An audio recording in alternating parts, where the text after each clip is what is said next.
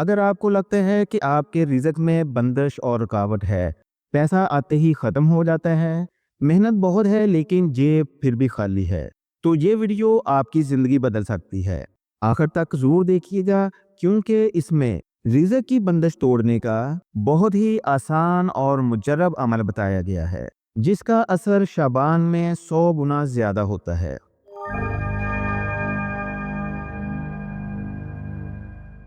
السلام علیکم ورحمۃ اللہ وبرکاتہ۔ میں ہوں حافظ طارق محمد اور آپ دیکھ رہے ہیں روحانی مولا چینل۔ میرے پیارے بہن بھائیوں، آج ہم ایک بہت ہی اہم سوال کا جواب ڈھونڈیں گے کہ رزق کی بندش ہوتی کیا ہے؟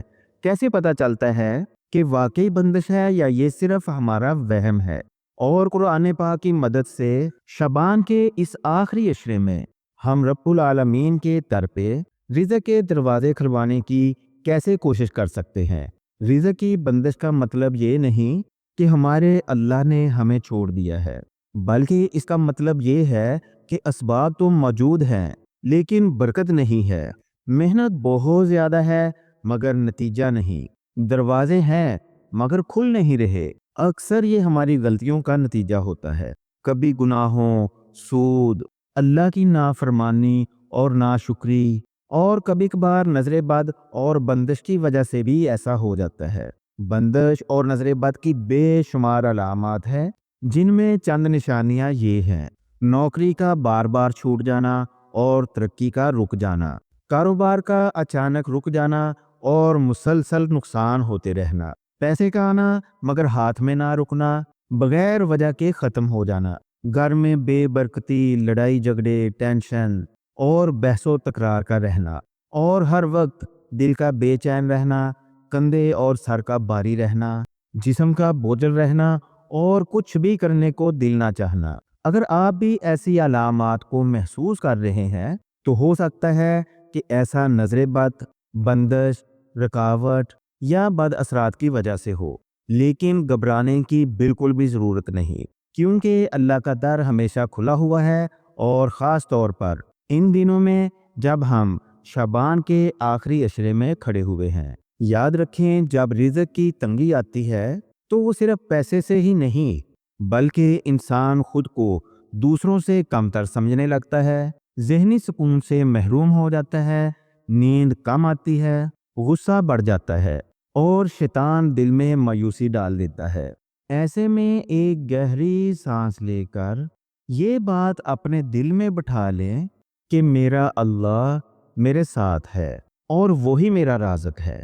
جب ہمیں اس بات کا یقین ہو جائے تو ہمارا دل پرسکون ہو جاتا ہے، اور یہ سکون اور یقین ہی رزق کھلنے کا ذریعہ بنتا ہے۔ اب آتے ہیں انتہائی آسان، ازمودہ اور چھوٹے سے وظیفہ کی طرف، جو اوپر بیان کی گئی سبھی پریشانیوں سے اللہ کے حکم سے نجات دلائے گا۔ وظیفے کا طریقہ ملاحظہ فرما لیں۔ عشاء کی نماز کے بعد پرسکون حالت میں بیٹھ جائیں، اول آخر 3 مرتبہ درود پاک پڑھیں اور 3 بار ہی سورہ فاتحہ کا ورد کریں۔ اس کے بعد صرف 41 بار قرآن پاک کی اس بہت ہی پیاری سی اور چھوٹی سی آیت کا ورد کریں: ربی انی لما انزلت الی من خیر فقیر۔ سارا وظیفہ پڑھتے ہوئے نیت رزق میں برکت اور اضافے کی رکھیں، اور اس آیت ربی انی لما انزلت الی من خیر فقیر کو ہر بار پڑھتے ہوئے تصور کریں کہ آپ اپنے دونوں ہاتھوں سے اللہ کے دروازے پر دستک دے رہے ہیں اور رزق، صحت اور سکون مانگ رہے ہیں۔ یہ حضرت موسیٰ علیہ السلام کی دعا ہے جب وہ بالکل تنہا اور نادار تھے۔ اس آیت کا ترجمہ یہ ہے: اے میرے رب، میں اس خیر کا محتاج ہوں جو تو مجھ پر نازل فرمائے۔ یہ اس بات کا اعتراف ہے کہ یا اللہ، ساری خیر، ساری نعمتیں اور سارا رزق تیرے ہاتھ میں ہے۔ اس عمل کو شعبان کے باقی دنوں میں روزانہ کریں، اگر ہو سکے تو رمضان المبارک میں بھی اس عمل کو جاری و ساری رکھیں۔ عمل کے بعد انتہائی عاجزی اور انکساری کے ساتھ اللہ سبحانہ تعالیٰ سے اپنے اور پوری امت کے لیے رزق حلال اور برکت کی دعا مانگے۔ جب انسان کا اللہ تعالیٰ کی ذات پر پختہ یقین ہو جاتا ہے تو سب سے پہلے اس کی طرز فکر میں تبدیلی آتی ہے اور پھر نیت میں خلوص آنے لگتا ہے۔ اس کے بعد رزق کے دروازے کھلنے لگتے ہیں اور رزق ملنے کے اسباب پیدا ہونے لگ جاتے ہیں۔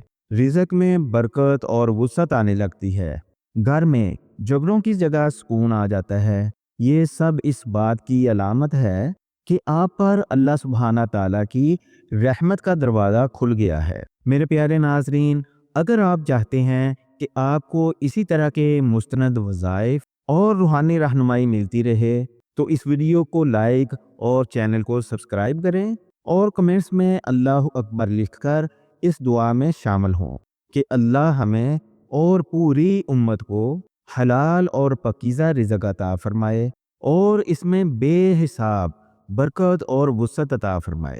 آمین یا رب العالمین۔ ملتے ہیں اگلی ویڈیو میں۔ اللہ حافظ۔